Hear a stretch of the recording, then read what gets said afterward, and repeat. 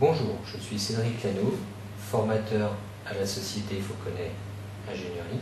Présentation de Visual TTH 2008 EcoPTZ. Donc on va créer une nouvelle étude pour faire un exemple sur cette maison individuelle.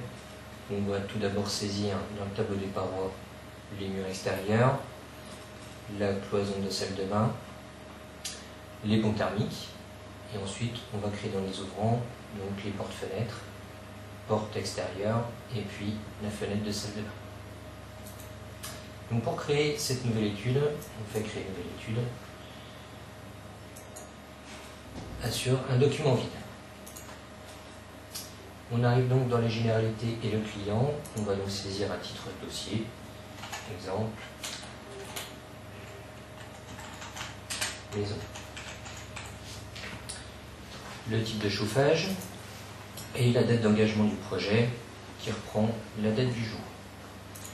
Le nom du client, on peut ajouter un client avec son nom, son adresse, code postal, qu'on peut sauvegarder, ajouter ou reprendre. Suivant, le numéro du département et la hauteur standard d'étage qui va nous permettre de ne pas ressaisir systématiquement la hauteur de chaque paroi. Donc ce numéro de département va nous fixer les zones H1 en zone géographique hiver et EB en zone été. L'altitude qui va déterminer la température extérieure de base. Situation de la construction dans les villes petites et moyennes. On fait donc suivant. Le type de construction et de chauffage, on a une maison individuelle indépendante avec une inertie, on peut dire moyenne, et un chauffage individuel. On fait suivant.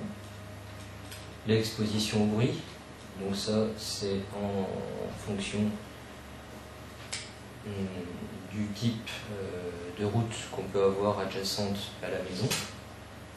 Donc on va dire qu'on est faiblement exposé au bruit.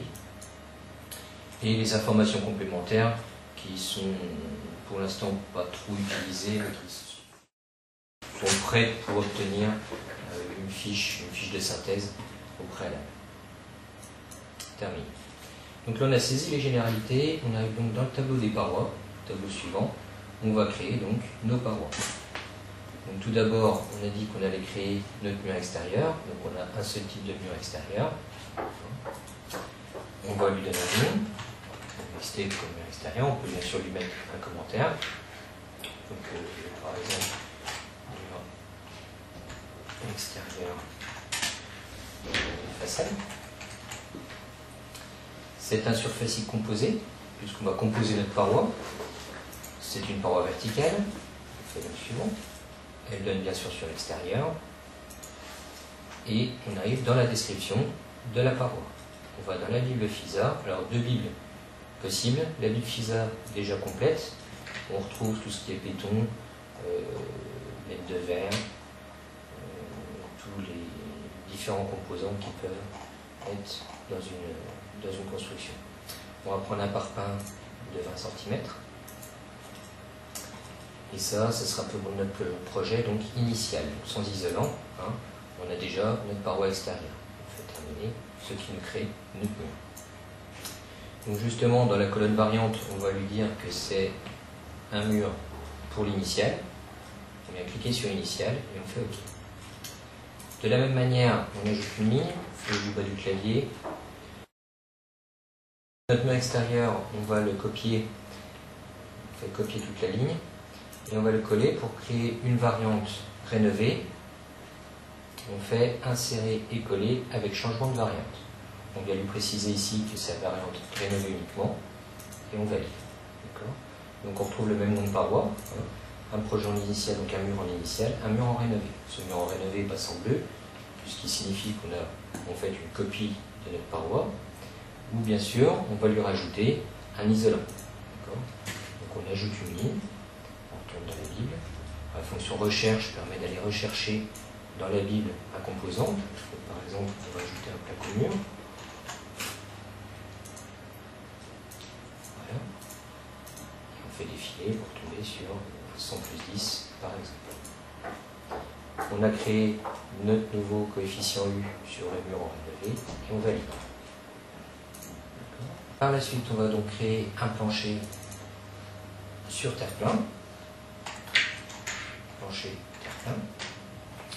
En surface X simple, puisqu'on connaît déjà plus ou moins, on va prendre une valeur de coefficient, donc c'est un plancher. On garde toujours la valeur sur l'extérieur, puisqu'il prendra un coefficient B par défaut. Et là, en cliquant sur le petit plus, on a des valeurs par défaut qui peuvent nous orienter donc sur un plancher sur terre-plein avec isolation complète ou en périphérie. On va prendre une isolation périphérique, on valide et on fait terminer. Donc, autre proposition de saisir une paroi. On va créer de même type un plafond.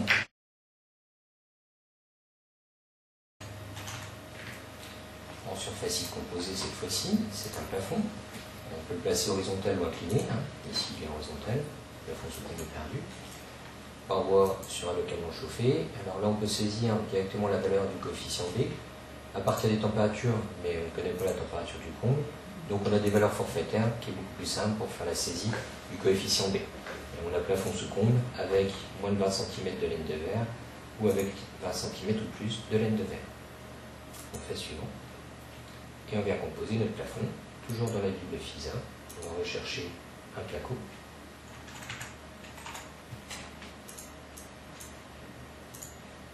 Placo BL13. Et on ajoute une ligne, on va lui chercher de la laine de verre.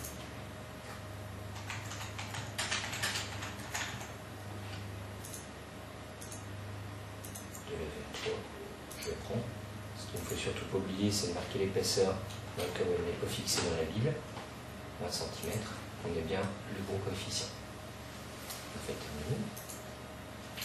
On a créé nos différents surfaciques. On va pouvoir créer les ponts thermiques. On va créer un pont thermique de plancher bas. Pont thermique, plancher bas.